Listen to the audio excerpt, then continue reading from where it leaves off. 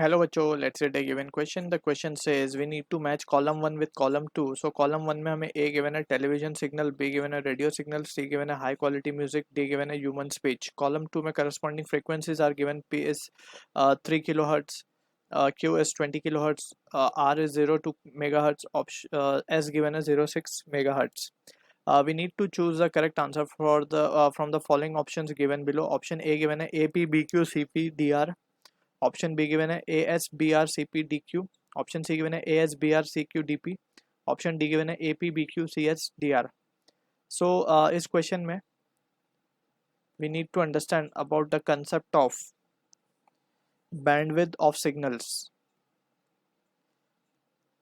Bandwidth of signals. So basically क्या signal को कौन से सिग्नल को कितना बैंडविड्थ लगेगा, that we need to be remembering the results. सबसे पहले बैंडविड्थ क्या होता है वो समझ लेते हैं. बैंडविड्थ बेसिकली क्या होता है, it refers to the frequency range over which the equipment operates. Right. So एक फ्रीक्वेंसी रेंज होती है, बेसिकली इसको हम बोल सकते हैं एक फ्रीक्वेंसी रेंज होती है जिसके अंदर वो जो भी इक्विपमेंट है वो ऑपरेट करेगा. ठीक है ना. So from this we can have the range जो हमें याद रखना है. ठीक है. अगर हम बात करें फॉर स्पीच सिग्नल, जो कि हम अगर टेलीफोन पे कम्युनिकेट कर रहे हैं, सो ह्यूमन स्पीच जो हमारा ट्रांसफ़र हो रहा है, for speech signal we need to remember the results कि जो इसकी फ्रीक्वेंसी रेंज होती है, from here we can write the frequency range is from 300 hertz to 3100 hertz. ठीक है ना. तो ये फ्रीक्वेंसी रेंज होती है इसकी. यानी कि अगर मैं इसकी बैंडविड्थ निकालना चाहूँ, सो बैंडविड्थ क्या हो जाएगी, bandwidth will be high minus upper minus lower. Right. So ये रेंज मिलेगी हमें. तो it will be 28 hertz, 2800 hertz. ठीक है. या फिर 2.8 किलो हर्ट्स भी हम इसको बोल सकते हैं. So from this we can say कि अगर हम अब ऑप्शंस को देखें तो ह्यूमन स्पीच के लिए ऑप्शन क्या क्लोजेस्ट मैच होना चाहिए, जो होना चाहिए वो होना चाहिए nearest option is option P, that is 3 kilohertz. So we can say D will be matching with P. Clear है. अब बात करते हैं सेकेंड फॉर्म की, जो कि है हमारे पास if you wish to transmit music. So music के लिए क्या बैंडविड्थ होनी चाहिए, that we need to remember. So for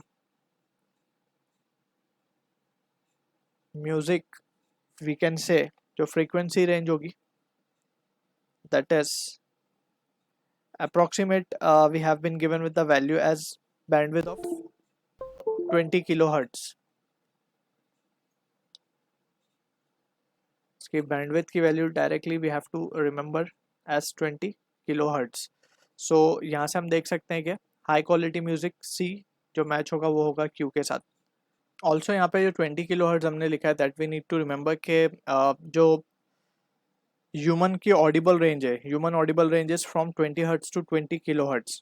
ठीक है ना. एंड जो वैल्यू हमने लिया वो अपर साइड वैल्यू लिया, दैट इज 20 किलो हर्ट्ज. ठीक है.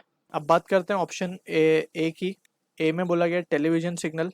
सो टेलीविजन में क्योंकि हमें पता है कि दोनों वॉइस भी और पिक्चर भी दोनों ही ट्रांसमिट होती है.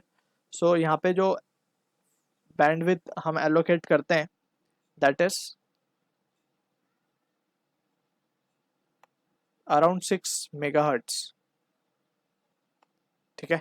बिकॉज यहाँ पे सिर्फ अगर हम पिक्चर की बात करें, सो बैंडविड्थ रिक्वायर्ड होती है पिक्चर ट्रांसमिशन के लिए 4.2 मेगाहर्ट्ज के करीब. सो क्योंकि टेलीविजन में पिक्चर और म्यूजिक वॉइस दोनों ही ट्रांसमिट होती है, so we allocate the bandwidth of 6 megahertz to the television signal. So यहाँ पे हम कह सकते हैं कि जो हमारा ए मैच होगा वो होगा एस के साथ. अब बच रहा है हमारे पास radio signal. So radio signal की अगर हम फ्रीक्वेंसी रेंज देखें, रेडियो सिग्नल की frequency range it comes around, it is few megahertz. Right. So few megahertz we can say. अब अगर हम ऑप्शंस को देखें इसके हिसाब से, so this will be the bandwidth for radio signal. So from this we can say कि जो हमारा बी वाला पार्ट है that will be matching with R. ठीक है. So from this option C हमारा करेक्ट आंसर है for this question. I hope you understood the solution. All the best.